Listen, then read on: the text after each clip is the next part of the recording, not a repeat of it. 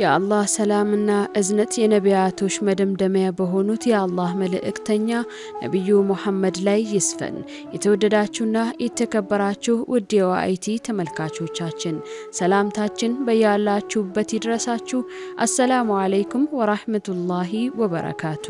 ይህ ከተጻፈው የተሰኘው ፕሮግራማችን ነው። በዚህ ዝግጅት የተጻፉ ወርቃማ የኢስላም ታሪኮችን የምንዳስስበት በመሆኑ እኔ ራህመት ታጁ ፕሮግራሙን አዘጋጅቼ ወደ እናንተ ያደረስኩ አብሬያችሁ ቆያለሁ። እስከ ዝግጅታችን ፍጻሜ አብራችሁን ቆዩ።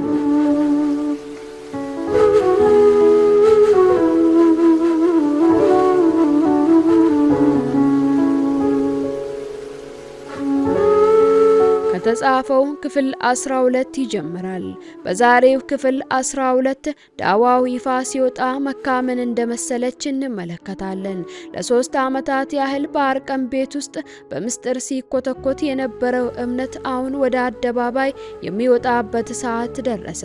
አላህ ሱብሓነሁ ወተዓላ ለነብዩ ሰለላሁ ዐለይሂ ወሰለም ያ አዩሀል ሙደሲር አንተ ልብስህን ደራቢ ወይ ተነሳ፣ አስጠንቅቅም፣ ጌታህንም አክብር፣ ጣዖት ራቅ የሚል ትዕዛዝ አወረደ። ታዲያ ነብዩ ሰለላሁ ዐለይሂ ወሰለም ምን አደረጉ?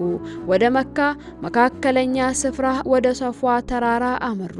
በዚያም ከፍ ያለ ቦታ ላይ ቆመው ያ ሱሐባ የአደጋ ጥሪ በማለት ድምጻቸውን ከፍ አድርገው ተጣሩ። የቁረይሽ ጎሳዎች በሙሉ ምንድነው ምን ተፈጠረ በማለት በጉጉት ወደ ተራራው ስር ተሰባሰቡ። ታዲያ ነብዩ ሰለላሁ ዐለይሂ ወሰለም እንዲህ በማለት ጠየቋቸው። ከዚህ ተራራ ጀርባ ጠላት ሊወራችሁ እየመጣ ነው ብላችሁ ባስጠነቅቃችሁ ታምኑኛላችሁን? ሁሉም በአንድ ድምፅ አዎ፣ በአንተ ላይ ውሸት ሞክረን አናውቅም፣ አንተኮ ታማኙ አልአሚን ነህ አሉ። እሳቸውም ታላቁን መልእክት አወረዱ። እንግዲያውስ እኔ ከፊታችሁ ካለው ከባድ ቅጣት የማስጠነቅቃችሁ የአላህ መልእክተኛ ነኝ። ከአላህ በስተቀር ሊመለክ የሚገባ አምላክ የለም በሉ አሉ። በዚያ ሰዓት ጸጥታ ሰፈነ። ይህ ጸጥታ ግን በጠላት ጩኸት ተሰበረ። ያ የታማኝነት ምስክርነት በቅጽበት ተቀየረ። የመጀመሪያውን የጠላትነት ቃል ያወረደው የገዛ አጎታቸው አቡ ለሃብ ነበር። ጥፋት ባንተ ላይ ይሁንብህ፣ ለዚህ ነው እንዴ የሰበሰብከን ብሎ ጮኸባቸው። በዚያ ቅጽበት የቁረይሽ ሹማምንቶች መሳለቅና መሳደብ ጀመሩ። ነብዩ ሰለላሁ ዐለይሂ ወሰለም ግን አልተነገጡም። ምክንያቱም ወረቃ ቢን ነውፈል ቀደም ብሎ እውነትን ይዞ የመጣ ሰው ሁሉ ጠላት ይነሳበታል ሲል ነግሯቸው ነበርና።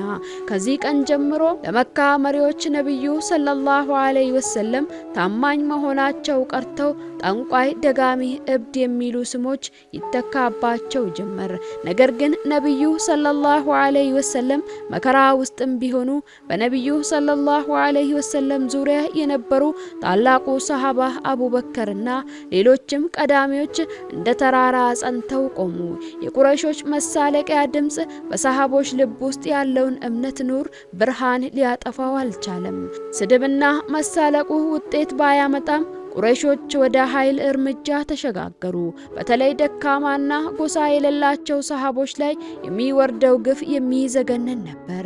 እስቲ ታላቁን ሰሃባ ቢላል ኢብኑ ረባሃን አስቡት። በዚያ በሚፋጅ የመካ ሸዋ ላይ ተዘርሮ ደረቱ ላይ ከባድ ድንጋይ ተጭኖበት ከእምነትህ ተመለስ ሲባል እሱ ግን በደረቀ አንደበቱ አሐዱን አሐድ አላህ አንድ ነው እያለ መካን ያስተጋባ ነበር።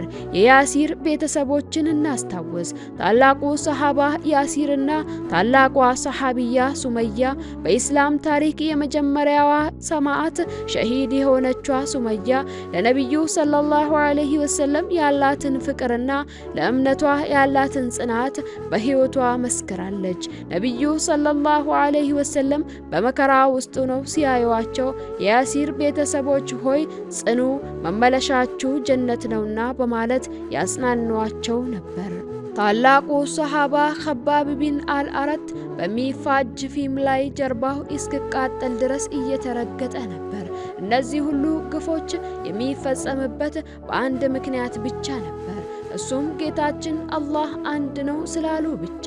ግርፋትና ስቃዩ ሰሃቦችን ይበልጥ ሲያጠናክራቸው ቁረይሾች የድርድር ዘዴ አመጡ። የነብዩ ሰለላሁ ዐለይሂ ወሰለም አጎት ወደ ሆነው አቡ ጣሊብ ዘንድ በመሄድ የወንድምህን ልጅ ከዚህ ድርጊት እንዲቆጠብ አድርገው፣ ካልሆነ ግን ለአደጋ ተጋልጠሃል አሉት። አቡ ጣሊብም ለነብዩ ሰለላሁ ዐለይሂ ወሰለም ነገሯቸው። ያኔ ነበር ታሪካዊና ዓለምን ያስደመመውን ምላሽ የሰጡት። አጎቴ ወይ በአላህ እምላለሁ፣ ፀሐይን በቀኝ እጄ ጨረቃን ደግሞ በግራ እጄ ቢያስቀምጡልኝ እንኳ አላህ ይህንን ሃይማኖት የበላይ እስኪያደርገው ወይም እኔ በዚህ መንገድ ላይ እስክጠፋ ድረስ ይህን ጥሪ አላቆምም። ይህ ንግግር የሰሃቦችን ልብ በአዲስ መንፈስ አነሳሳ።